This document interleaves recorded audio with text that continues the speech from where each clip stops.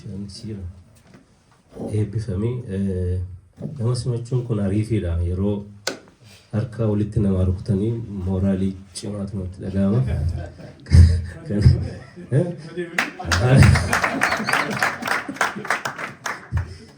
Maarree garaan keenyaan dubbadhe.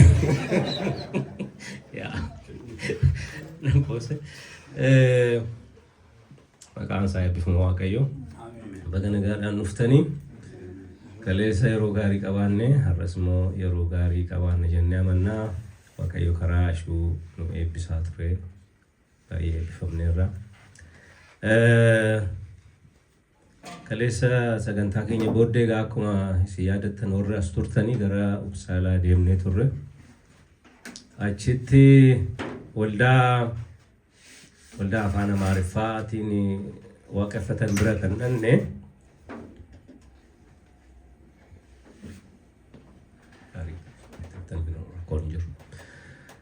achi dhannee achitti akkuma achi geenyeen waldaa isaanii qophaa'anii turanii namoonni keenya kanaaf achitti tajaajille afaan Amaariffaatiin.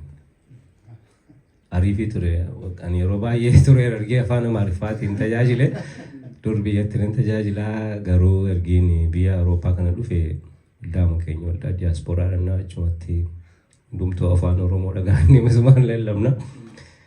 Kaleessa xiqqoo ishee akka yaaddoo ta'een ture gara jalqabaa wanaa dhufti laa sirratee jedhee gaafa yaadu ashannaafitu jalqabe. Ashannaafiin isatu indiin sakkalee isa achumatti nu sakkalee hunduma ishee dareen jechaa ture. Nu fachiisaa ture isuma dhugaa dubbachuu fi inni yaadne akkasitti. Sababni isaas innis yeroo baay'ee waldaadhuma keenya waldaa diyaasporaatti kan inni waaqeffachiisu waldaa Oromoo jechuudha.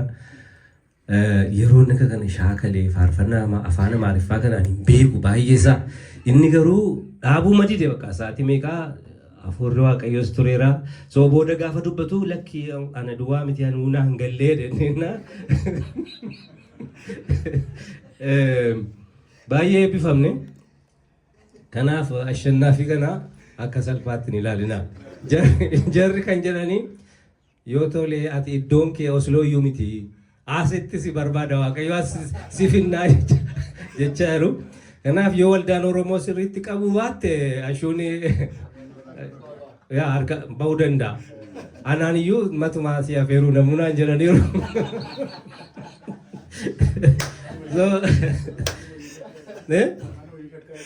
Anaanuma iyyuu shakkaa hin dubbadhu malee yeroo gaarii qabaanne dhuguma afurri Waaqayyo iddoo sana ture namoonni eebbifamaniiru. Waldaa ammoo waldaa warra Pentekostaalii waan ta'eef isaan akkuma beektan baay'ee simplicity jaallatu waanuma salphaa garuu Waaqayyoof of kennu. Kanaaf afurri Waaqayyo suudhiin hojii isaan hojjeta. Namoota caba qaban namoota gaaffii qabanitti Waaqayyoon dubbata waan ta'eef jechuudha. Walumaa galatti yeroo bareedaa ture kan yeroo nuyi qabaannee galgalammoo Afwerqi fa'aa bira dhannee Afwerqi wajjin nuti bara dheeraa duraa kaafnee wal beennaa maqaan Yesuus seminariittis tajaajilaaf yeroo nuyi biyya Afwerqitti dhalate eessanii callee afaas dhaqaa turre achittis walii wajjin tajaajilaa turre biyya kana arginu dhufees dabarree olii bilbilaa baay'ee jabaatee jira gooftaatti. Kanaaf isaa wajjin immoo baay'ee haasa'aa turre galgala.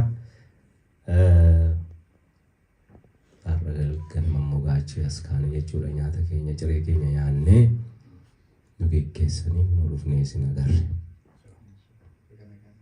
Yaa baay'ee gammanna baga nagaan dhufne.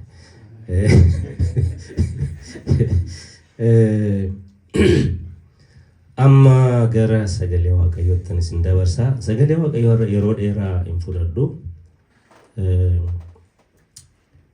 Yaaduma kaleessa jalqabnee turre sana xumureeni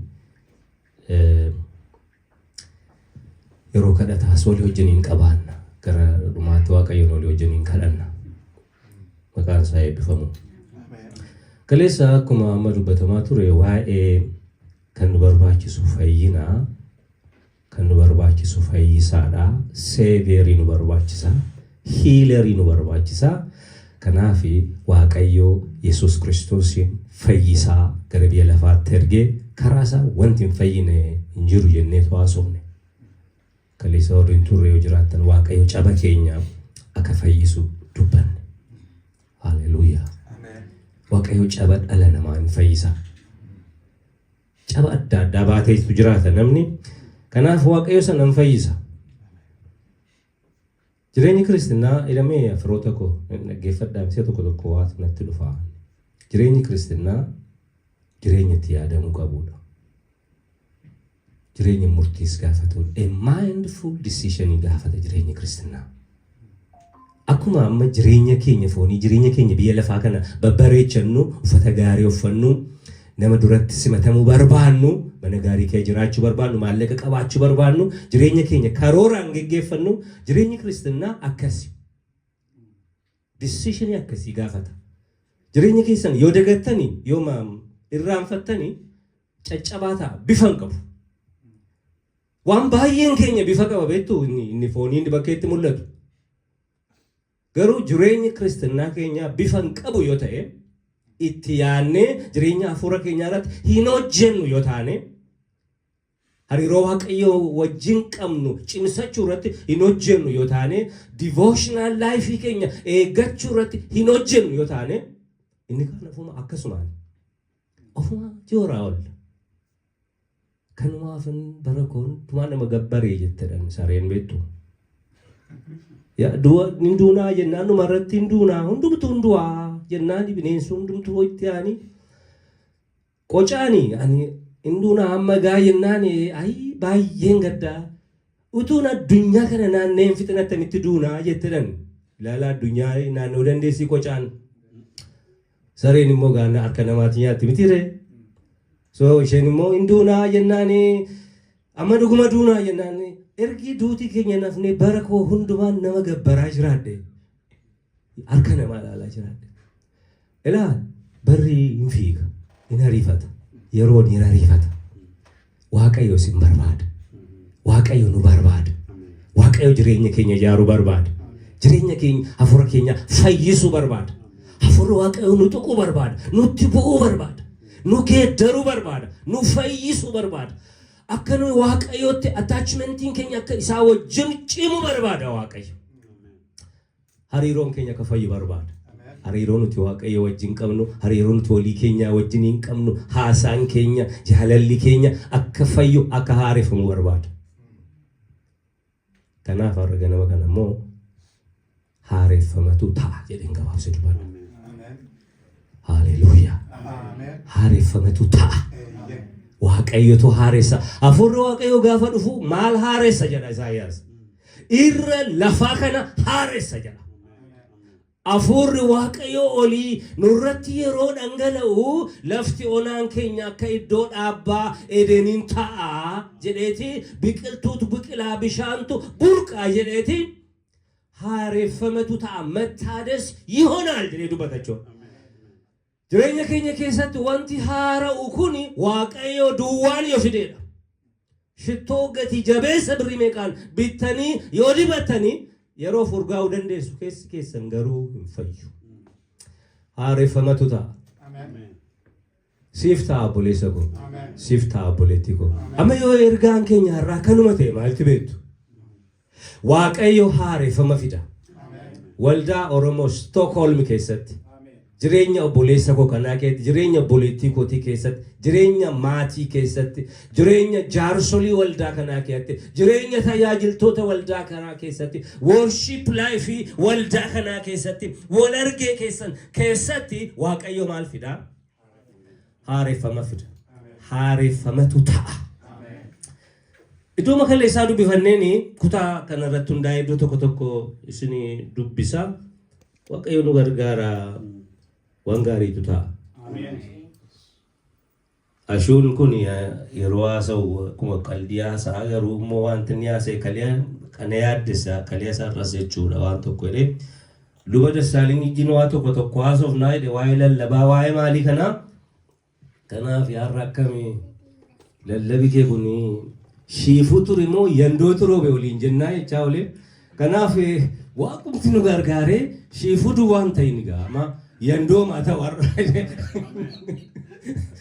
kanaaf haa innillee akkasadhi haa rabbi na gargaari gaanii lallaba kanaafuma namni taa'ee akka hin mugne yookaan akka taa'ee namuu manne durbeettu yeroo reefuu rivaayivaaliin jalqabe namni tu lallabifa lallabamoo naanni taa'ee muummate nama kana keessa itti jiraan beektu irraa ifanadhanne kanaaf yoo har'a yoo namni muummate yennaan argee ashuu attis na gargaartaa jaarsoliin bayi keessaa yennaa jira garuu amma sin muummate sin turu shiifuu sin ta'u yandooma turoo haleluuyaa yandoon yeroo roobuti gaa gonnoo kana haree balleessa beektu sin wanta hin taane kana guuree deema haleluuyaa Luqaas boqonnaa lama dubbifanne kaleessaa har'as isa irra deebisee dubbiseeni kana booddee gaggabaabsee waan dubbachuu yaadu dubbadha waa'ee haareffama waaqayyo godhu kana irratti jechuudha.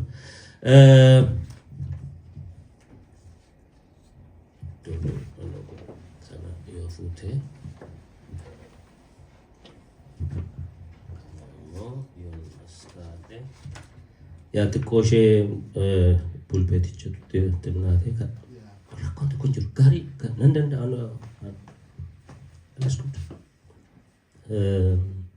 Luqaas boqonnaa lama lakkoofsa 8 kaasee kutaa jiru dubbifanna warri wangeela qabdanii akkas jedha. Tiksoonni tokko immoo naannaa sanaa bakkeetti halkan darabee dammaqanii hoolota isaanii hin eegu turani. Akkuma kaleessa dhageenye dhalachuu Yesuus Kiristoos jalqaba warra dhagaan keessaa tokko urjiidhaan geggeeffaman. Urjiin kunis mul'ata. Isaanis maal barbaadu isaan dhugaa barbaadu. Siik kan isaan gochaa turan dhugaadha. Waaqayyoof sagaduu barbaadu mootii Yihuudootaa isa dhalateef sagannaa isa barbaanna jedhaniiti fagoorraa dhufan. Mul'ata ture. Mul'ati kun maal isaan godhe? Gaa'ib isaan godhe. Mul'ati si geggeessa yaa boleessa ko. Yaa boleetii ko. Gara isaatti si geggeessa, gara dhugaatti si geggeessa. Gara burqaa fayyinaatti si geggeessa. Gara yaada waaqayyootti si geggeessa. A vision leads jenna. Hin geggeessa mul'ati. Hallelujah. Hojiin fayyisuu waaqayyoo dhoksaa gurguddaa akkas akkasiitu keessatti hojjetama. Waaqayyoo mul'ata erga. Sitti dubbata. Abjuudhaan sitti dubbata. Irriba keessa sitti dubbata. Karaa keerraa deebiisiin jedha. Waan ati gajjirtu sirrii miti jedha. Yeroo abjootanii beektanii waan hin taane keessa qoshaashaa wayii keessa yeroo galtanii abjuudhaanii waan hin taane akka bultan. Achi kiyaa baay'isiin jechuusaati waaqayyo beektu. Sun bakka kee mitiisiin jechuusaati waaqayyo beektu. Haleluuyaa. Dhalachuu Yesuus Kiristoosiin wanti haaraan jalqabe tokko gamaa inni mul'ata. Mul'ata haaraa.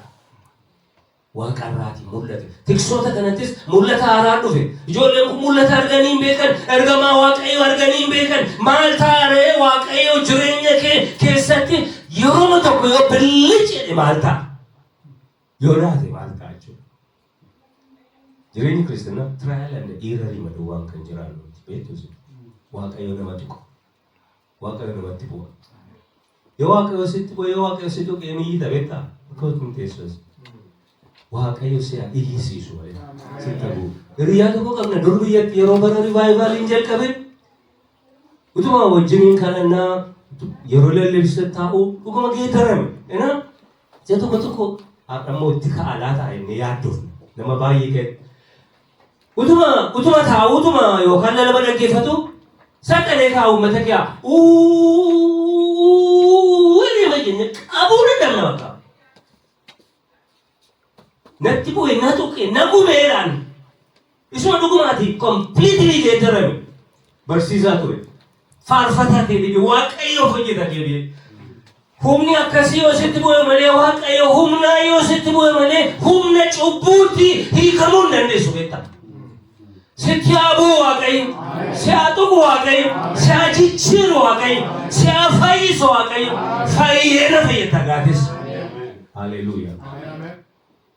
Waldaa Stookholm kana keessatti waldaa Oromoo Stookholm keessatti wanti haaraan ta'a. Haareffama ta'a. Waaqayyo namoota tokko waaqayyo toora bifa isinitti godha beektu kan. Waaqayyo kana godha. Wallagaa waliif abboomamaa toora waliif galchaa structure qabaadhaa bifa qabaadhaa yeroo keessan kabajaa waaqayyoo fulfina laadhaa hin qoosinaa jireenyitiin qoofamu jedhana jireenyitiin taphatamu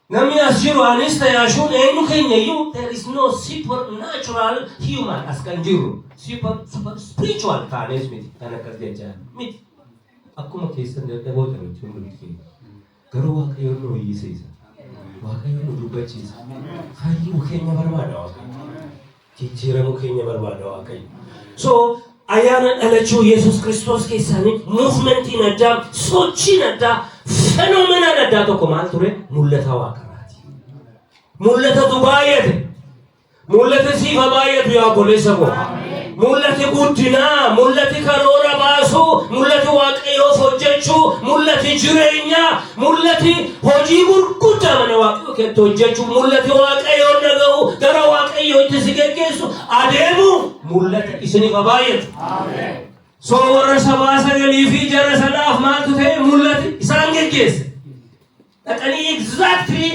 bakka Yesuus itti dhalate argan ol lixanii qodaa isaanii hiikanii kennaa kennan Yesuusiif maal fa'aa kennanii warqee qumbii fi qabeenya haleluuyaa warqeen eenyuuf kennama beektu mootiidhaaf kennama Yesuus Kiristoos mootiidha haleluuyaa ixaanni immoo waaqayyoo faarfama kaburoofaa keessatti lubootatu waaqayyoo faarsa innis waaqayyoof dhiyaata karbeen sunoo shittoon sunoo du'a Yesuus Kiristoosiif kan kaa'amudha. Yesuus gaafa inni du'e shittoo sana diban. Kennaa sana kennan. Kennaa guddaan namootaaf kenname garuu eenyu ture? Yesuus Kiristoos ture. Haleluuyaa. Ameen. Mee sammuu keessanitti imagine godhaa. Nama tokkotu kennaa isiniif kenna. Booksii wayii keessatti kennaa tokko argattu. Namni kennaa sana isiniif kennu har'a hin baninii borga nama kennaa kana bani jedhee isinii kenna. Akkuma isaatti bultuunire tumbanii abbaan sun akkas jedhe borga nama kaatanii booksii sana bantu. Booksii sana keessa kennaa gati jabeessa wanta qaqqaalii namatti tottolutu keessa jira. Isa keessaa fudhattu waan barbaadan jechuudha. Yoo warqees ta'ee yoo diyaamandis ta'ee yoo shittoo wanta urgaa'u gati jabeessas ta'e keessaa fudhattu. Deebistanii immoo cuftanii kaa'aa isin jedhamichi sun cuftanii keessu sa'aafi achi keessatti dhiistanii jechuudha. Borga nama gaafa bantanii guutuu isaa agartu ammas kennaawwan guutanii ma jiru. Yaa fudhattu ma barbaadan waan isin barbaachisu fudhattu shittoo keessan fudhattanii yoo barbaadan dibattu waan qubatti kaa'attan yoo ta'e waan mormatti kaa'attan yoo ta'e waan isin barbaachisu na kennaa sana fudhattu. Cuftanii keessu. Yeroo kan biraas ganama gaafa kaatanii bantanii kennaan sun maal ta'ee jira? Guutee ma jira. Waan asitti dubbachaa jirtis ad imagination akkasumatti imagination waan dubbachaa jiru. So torban irraa torban lama torban sadii torban afur booddeessi gaafa bantan maal ta'a kennaan suni hin irratu. Waan akkasii kennaan akkasii nama dhiqu kennaan kuni Yesuus Kiristoos. Yesuus Kiristoos akkasi akka booksii galaati. Gaafa barbaadu gaafa bannu jechuudha. Waan nu barbaachisu kennaa nu barbaachisu hundumaa keessaa fuudhan. Kadhata nu barbaachisu yoo ta'e jaalala nutti hir'ata yoo ta'e nagaatu nutti hir'ata yoo ta'e jireenya sodaa qabna yoo ta'e sana mo'achuudhaaf achi keessaa fuudhan. Cufnee ammoo keenya. Mamu jaalalli keenya gadi dhumaa deemuu jalqabaa sodaachuu jalqabnaa nagaa dhabnaa gammachuu dhabnaa yaaddoo jireenyaatiin guutamna. Maal goona? Booksii sana maal goona?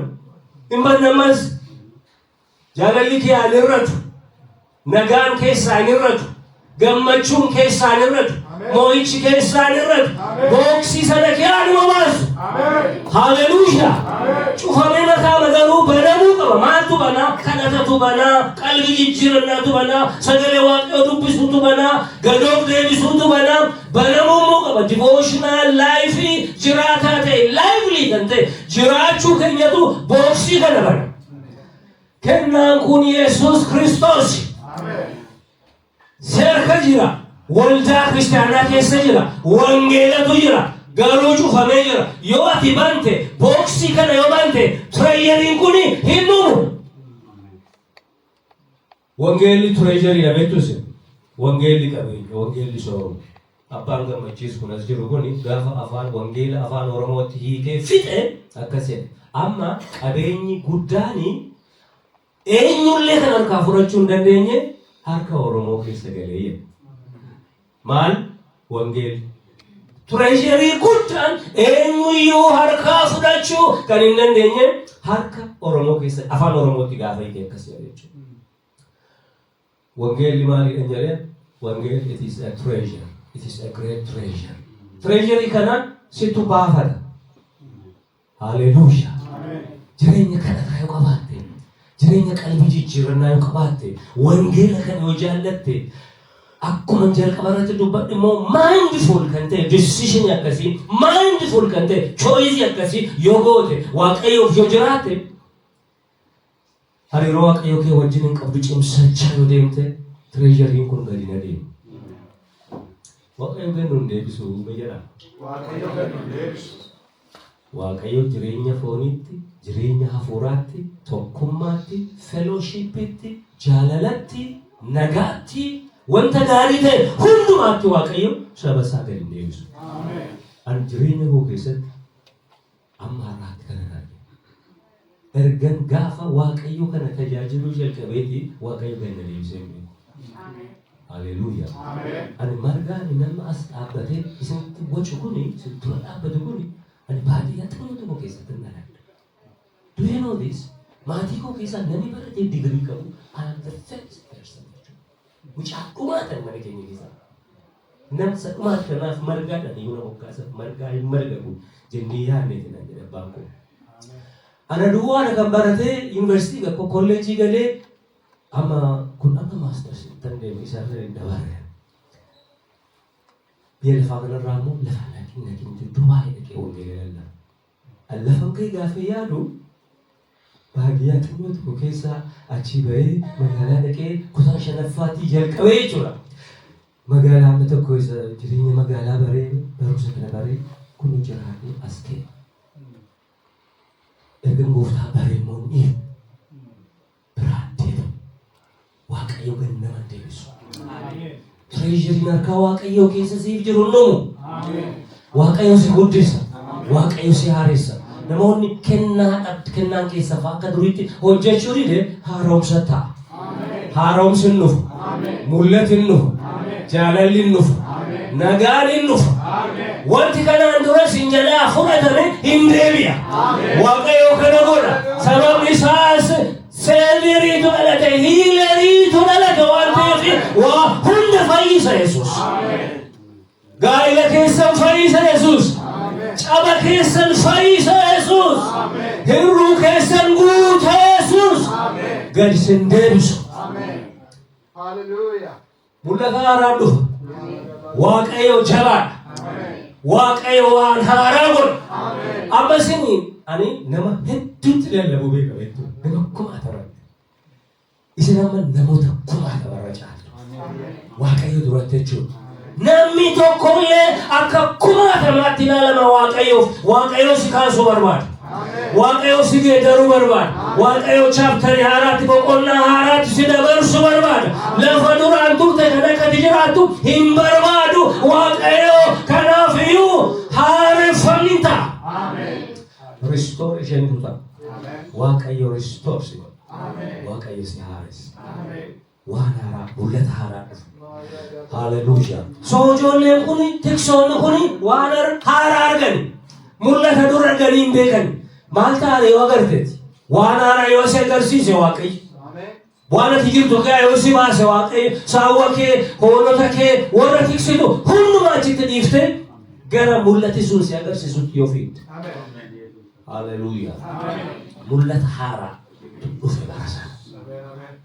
Tiksoota kanaafis warra sabaa sadaniifis. So akkasittiin jedhagaati. Ergamichi garuu sodaatinaa kunuwanii misraachoo gammachuu guddaan isinitti himoo kunis saba hundumaaf kan ta'udha. Har'a mandara Daawititti Fayyisaan isiniif dhalateera. Inni immoo Kiristoos goofticha. So kanatu labsame jechuudha. Kun this is a declaration dha kun. Namni tamittiin utuu kana dhaga'u jedhee ta'a. Kun sirratti labsamaa jira miti.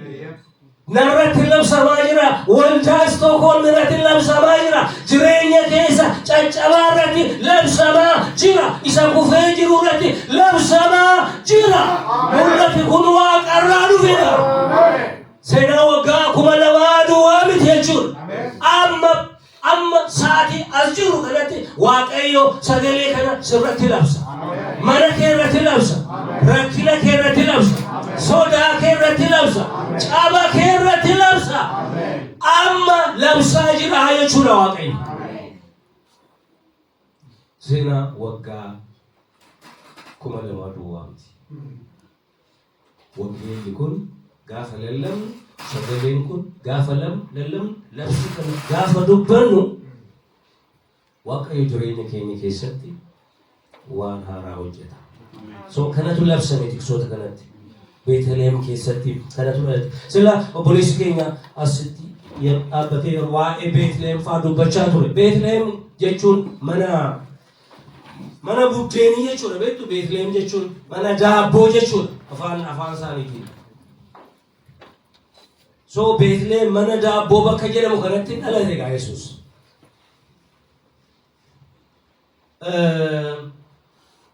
Garuu immoo Beetlehem kun naannoon kun mo'amtuudha.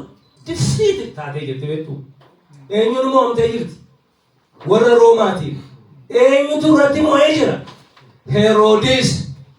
So biyya mo'amtee jirtu defeated taatee kan jirtu harka laattee kan jirtu mootiin ormaa irratti mo'ee kan jiru Beetlehem keessatti sagaleen kun labsama. Declarationin kun labsiin kun achirratti ta'aa jira. Biyya eessatti maal taatee jirtu biyya mo'amtee jirtu irratti. Waaqayyoon sodaatu beektus Waaqayyo dukkana biyya lafaa kana sodaatu. Situation addunyaa kun keessa nama raasu Waaqayyoon sodaatu. Yesuus Kiristoosin mucaa xinnaa kana achitti dhageessanii jirtu. Rakkinni sun, wal'aansoon sun, dhiphinni sun, inni ijoollee gaaga'e suni Yesuusinis gaaga'uuf yaadeera ture. Bitiin akkasi. Kanaafi mul'ati waaqarraa dhufee yaa Yoosef mucichaa fi haadha isaa fudhadhuuti gara biyya Misiritti baqadhu jedheen. Innis vulnerable ture. Agaa jirtu saaxilamaa ture inni mataan isaa mucummaa isaa. Garuu Waaqayyo mul'ata ergee jalaa baqachiise. Gaafa Misiriin dhaqanii achi jiraachaa turanii ammas ergamaa Waaqayyo Yoosefitti maal jedhe? Yaa Yoosef warri lubbuu mucichaadhaa barbaadaa turanii du'aniiruuti maal godhi jedhe? Ka'ii mucicha fudhadhu ol deebii jedhe. So mucicha fudhatee ol deebi'uu gaafa ka'u Yoosef ammas ergamaa Waaqayyo itti dubbate. Maal ittiin jedhe? Beetlehemiin hin dhaqin jedhe mammoo. Maaliifi ilmi Heroodis Arkeliyoos mootii ta'ee jiraatii achi naqin jedheeti eessa dhaqe Yesuus? Yesuusin fudhatee Naazireetiin dhaqe. Naazireetiin dhaquu waan ilma Waaqayyo Yesuus Kiristoos kaayyoof ture. Maaliifi Naazirachi jedhama. Isa Waaqayyoof adda ba'e jedhama. Isa Waaqayyoof jiraatu jedhama. Kanaaf iyyuu inni Naaziricha jedhamuudhaaf raajiin raawwatuuf gara eessa dhaqee? Gara Naazireet dhaqe. Haleluuyaa. Waaqayyo dukkana kee sodaatu. Akkasi. Confidence of nawadinase. Sodaataan ta'ina. Haleluuyaa. Waaqayyo waan mataan buusuu barbaadu beektusi. Waan boquun cabsu barbaadu beektusi. Waan negative kan ta'e low self esteem kan qabaannuuf waan gochuu barbaadu hin cabsa Waaqayyo. Haleluuyaa. Anbeetuun dur baay'ee sodaadha jireenya koo. Nama sodaataan ture. I don't know. maal fakkate buna sodaadha waan baay'ee nama duratti boo dubbachuu maal jechuu nan sodaadha ofitti nama ofitti amantaan qabne jirtaas keessa jirta yoo ta'e har'a maqaa Yesuus Kiristoos hin kana sirraa cabsu. Boqoo kee ol qabadhu deemu. Waaqayyo wajjin waan baruun sirra jiru bari yoo dubbisuun sirra jiraate dubbisi knowledge dabaladhu beekumsa dabaladhuuti ija jabaadhu nama akkasuuf hin godhin maqaan isaa eebbifamu. So ani na sodaadha jireenya koo baran reefuu konfiraansii irratti lallabuudhaaf jedhu iddoo tokkotti kadhanne waldaa dura dhanneeti kutaa tokko keessatti waaqayyoon kadhanne. Uummati isaa alaaf mana guutee jira. Dhumaan qabu. So kutaa sana keessatti yaaddee sodaadheera maal jedhu uummata kana dura dhaqanii. Dhuguma. Booda namni achi kee hojii kadhadhu raajii kan dubbatu tokko jira. Maaliin akka inni irratti argisiin beeku. Har'a nama wangeela lallabuun hin sodaatiin jedha Waaqayyo si dura nan ba'a hin sodaatiin jedha Waaqayyo kan jedhu dubbata. Hallelujah bakka amma kasee Waaqayyo jedhe hin sodaadhu jedhe dhuguma nan ba'ee lallabuutan ka'e kun amma irratti mal lallaba. Hallelujah. Amma wamoo isa yeroo kan biraa itti bu'aa.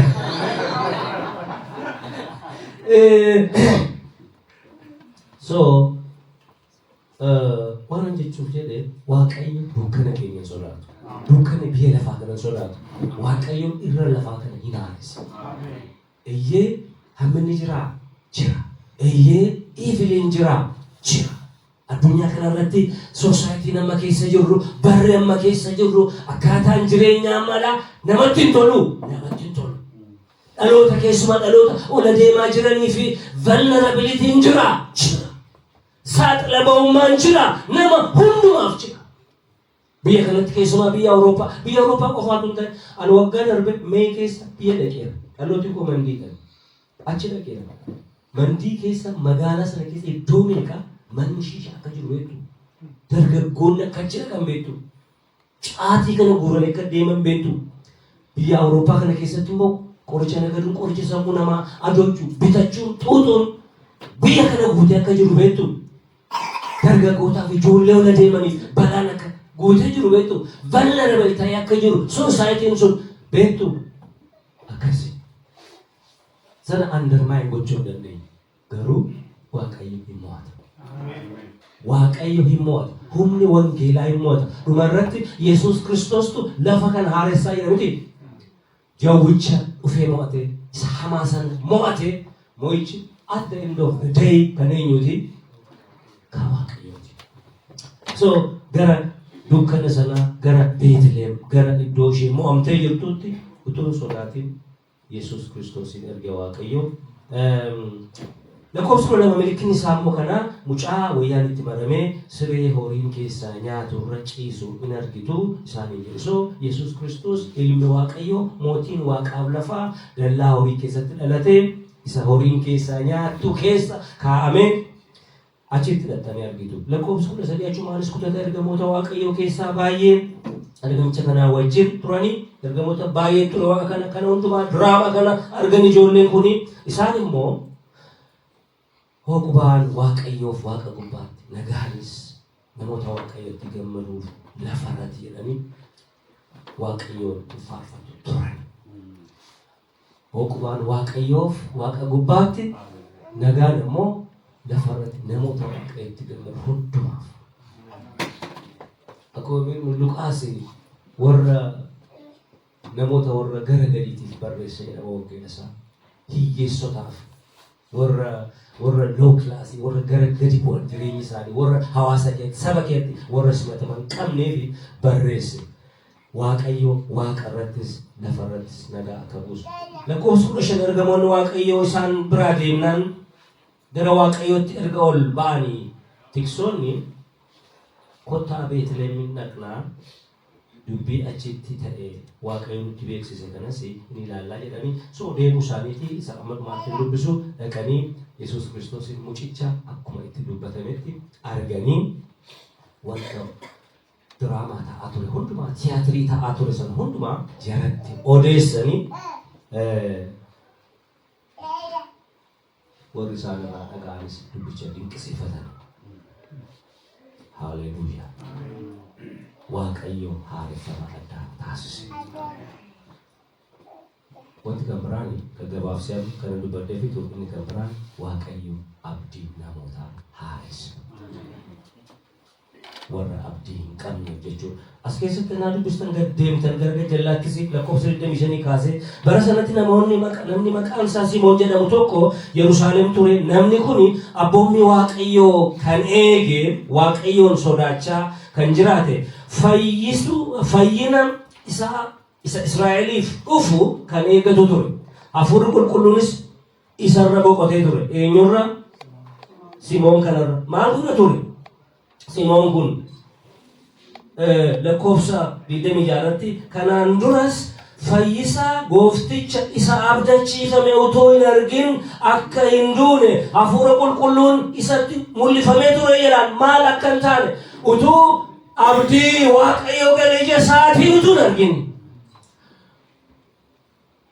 سو أياني دلچو يسوس كريستوس حارفا ماداني في أبدينا موتا حارسة سيمونيف نميتش دولوما خناتي جيتو سيمون دواتون تاني غرغ جلاتي سي دوبرتي راجيتي هانا جلمتو كانو مورين شيسوك إشينيس كانا غرتي كانا چاكن تورتي ايرونتي وغاتو بدوا أبا منا وجنجراتي أبا منا الرادوه برشيون دوما قفاكن تورتي واقعيو كانا چاكن تورتي فاينا إسرائيلي كا چاكن تورتي إشينيس فايسو واقعيو غرتي واقعيو أبدينا متحارس هاليلويا واقعيو أبدي كينيا هارس أبدي كيسن هارس عارفني تاوكون عارفما أبديتنا هاليلويا عارفما نغاتي أمبران واقعي نغانا موت هارس ورا نغان كمي فرغمون واقعي يسكن شاكرا لفرتي نغان كون نغاسنوي نغا بوتو جنو شالوم سجنو سوانو دما أفكيسا كم إسنما guutuu godhu.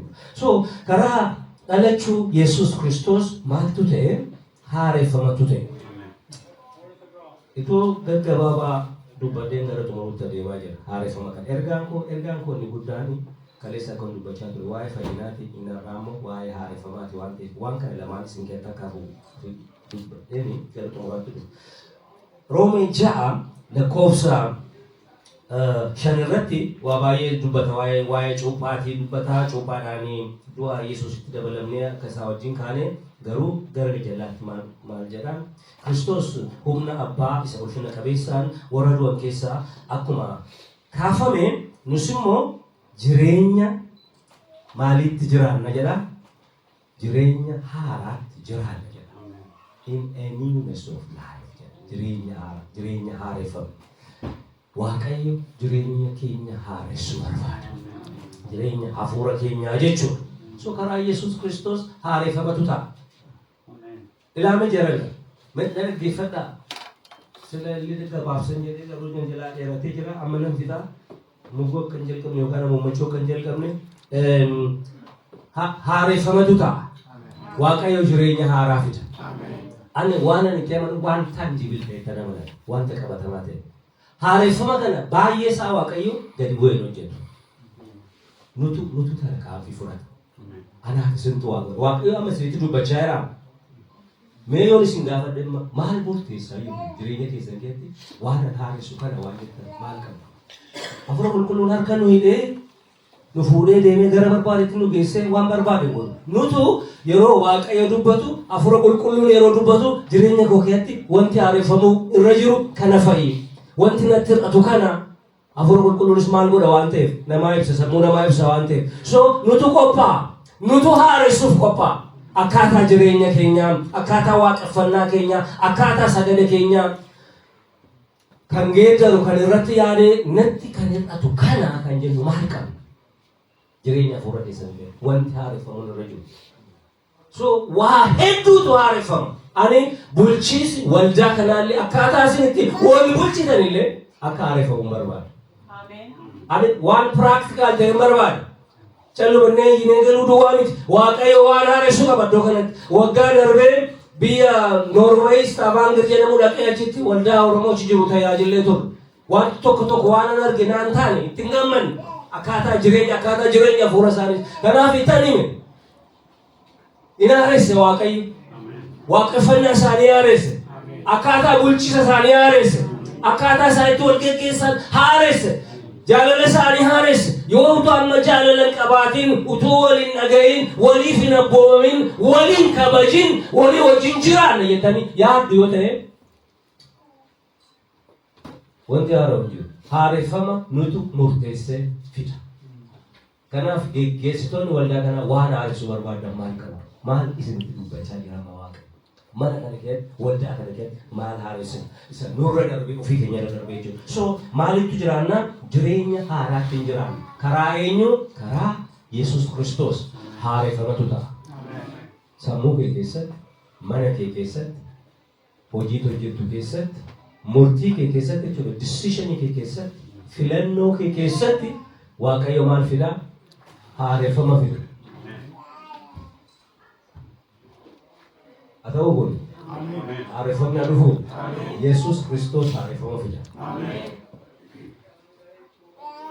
Iddoo lama duwwaatu na Qorontos isa lammaffaa boqonnaa 5 keessatti Qorontos lammaffaa boqonnaa 5 keessatti lakkoofsa 17 irraati iddoo isin baay'ee beektanii akkas kan jedhu agarra. Kanaafis namni kan Kiristoos yoo ta'e uumama haaraadha. Inni moofaan darbee kunoo inni haaraan dhufeera.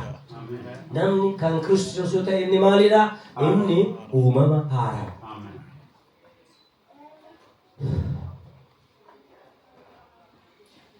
Waaqayyo si haaressa. Garuu walla ga'ummaa qabna. Waliif abboomamuu qabna. Inni lallabu. Mitiire inni geggeessu. Inni mana qulqulleessu. Inni kadhachuu danda'u kadhatu. Nama hundumaaf kadhatu. Dubartiin amma Haannaa jedhamtu kuni fiixaan bahinsa kakuu Waaqayyoo arguudhaaf soomaaf sagadaan yeroo hundumaa maal gooti jedha? Kadhatti. Inni kadhatu. Waasinitti immoo biyya alaa kana keessatti waldaa diiyaasporaa Oromoo gidduutti waan hin argu namni hundumtuu wal qixxee. Dhuguma namni hundumtuu wal qixxee. Garuu waa'ee wal bulchuu, waa'ee wal geggeessuu isin dubbachaa jira. Waa'ee waliif abboomamuu dubbachaa jira. Waldaa hin barbaaddu waldaa. Do you want a fellowship? Congregation hin barbaaddu.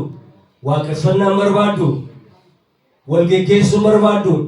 Jireenya hafuuraa dynamic ta'e jiraata ta'e tokko qabaachuu hin barbaaddu. Ijoollee keessan cimsachuu hin barbaaddu. Kennaa qulqulluu fudhachuu hin barbaaddu.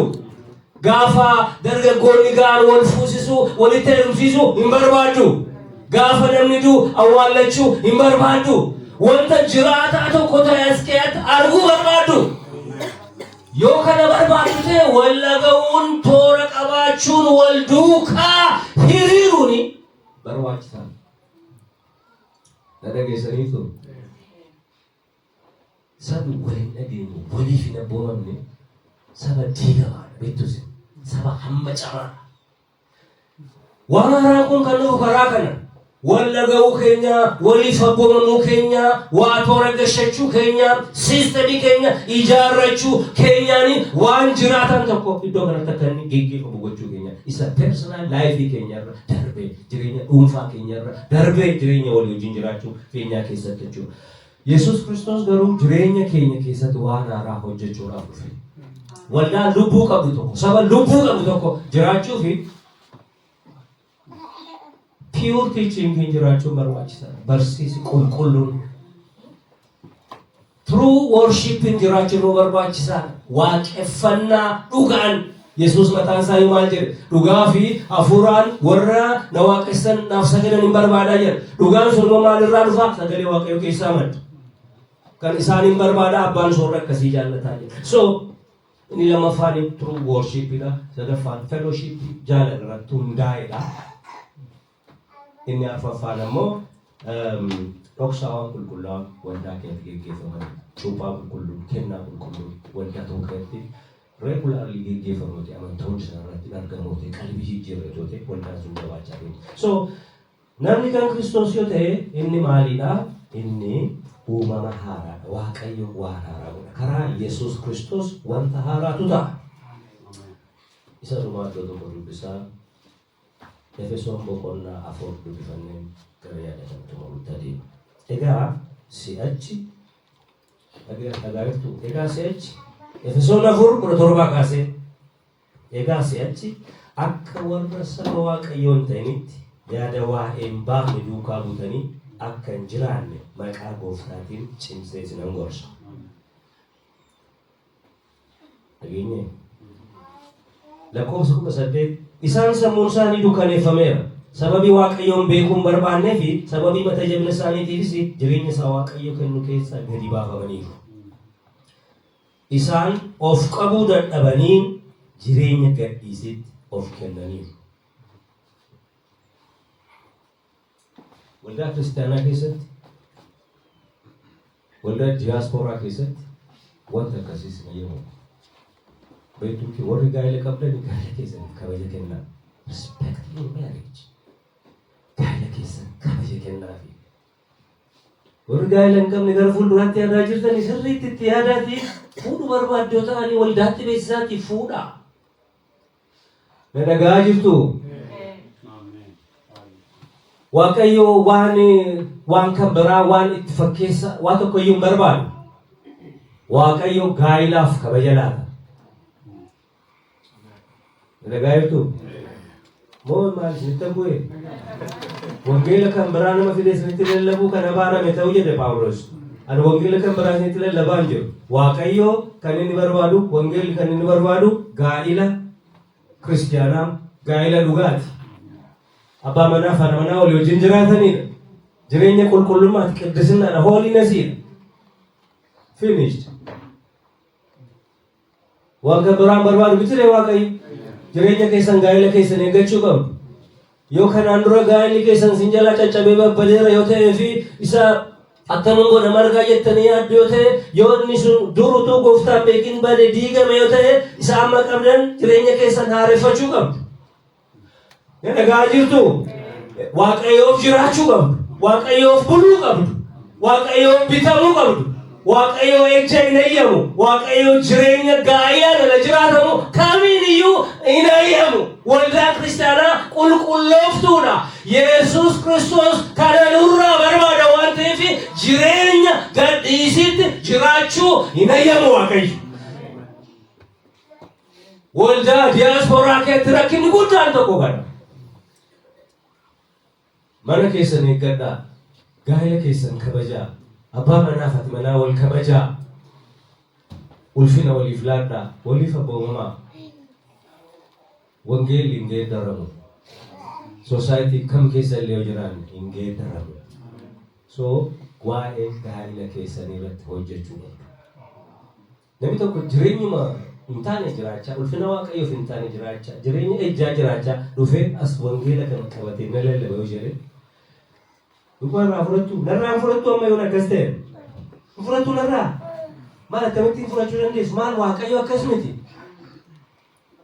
Wanti babbade yoo jiraate kanaan dura jechuudha isa ani hin faradu, isa Waaqayyotu beeka. Garuu amma wangeela kana yeroo dhaga'aa jirtan kana booddee jireenya isin jiraatan kanan dubbachaa. Wanti fayyuun fayyuma fayyu. Lakkoofsa 10 isaan of qabuu dadhabanii jireenya gadhiisitti of kennaniiru. Wanta nama tureessuun waan hojjetu hin gaasin jedhan. Wanta nama tureessuun waan hojjetu hin gaasin jedhan. Waldaan akkasii waldaa kiristaanaa miti. Waldaan Gooftaa keenya Fayyisaa keenya Yesuus Kiristoos qulqullooftuudha. Kan akkasumatti barreeffame. Akkasumatti lallaba akkasumatti jiraanna. Waldaan Gooftaa keenya Yesuus Kiristoos maali? Qulqullooftuudha. Inni darbeera.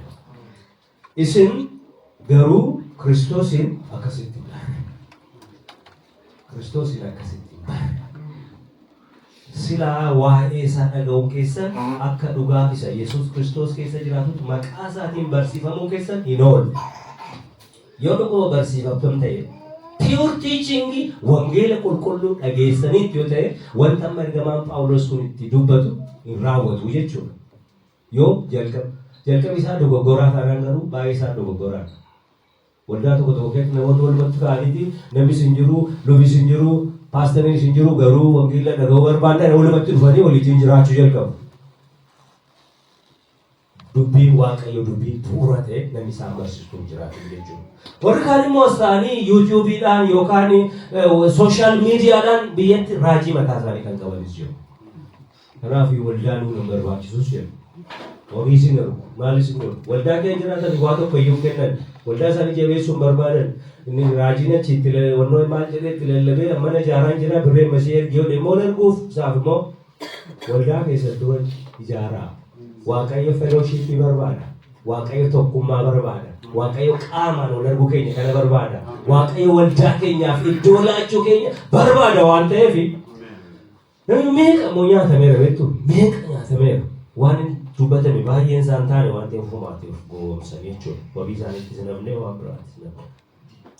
Lakkoofsa 22. Yaada namummaa moofaa isa duritti jiraachaa turtan isa kajeella nama goomsuun manca'e of keessaa baasa. Lakkoofsa 23 hafuura yaada garaa keessanii keessatti haareffamaa namummaa haaraa isa qajeelummaa fi qulqullummaa dhugaatti fakkaatti Waaqayyoon uumame aangoodhaa uffadhaa. Namummaa haara'umsi ni ta'a. Waan dubbadhe kun iddoo tokko tokkotti yoo isinitti cimeera ta'e haara'umsa fida. Jijjiirama fida. Geeddarama fida. Garuu waan isinitti dubbadhe kun waan cimsee dubbadhe kun wanta dhugaa. Wanta Waaqayyo saba isaarraa waldaa kiristaanaarraa hin barbaannedha waan ta'eef dubbadheera. Lallabeera. Hafuura qulqulluu dubbachiiseera. Nan dubbadha sichis nan lallaba. An maal barbaada? Haara'umsa waldaa kiristaanaa barbaada. Haara'umsa kiristaanotaa barbaada. Waaqayyo maal fidaa? Haara'umsa fida. Wanti darbeera waan ta'eef jireenya isa kana booddee Waaqayyo jireenya kee haaressa. Sadarkeenya Waaqayyo nuuf eebbisu. Kadhata gabaabaa yoo kadhanne namni kadhata na gargaaru yoo jiraate ashuu na gargaarta. Muraasaan isin kadhanna. Kaanii dhaabbanne yoo kadhanne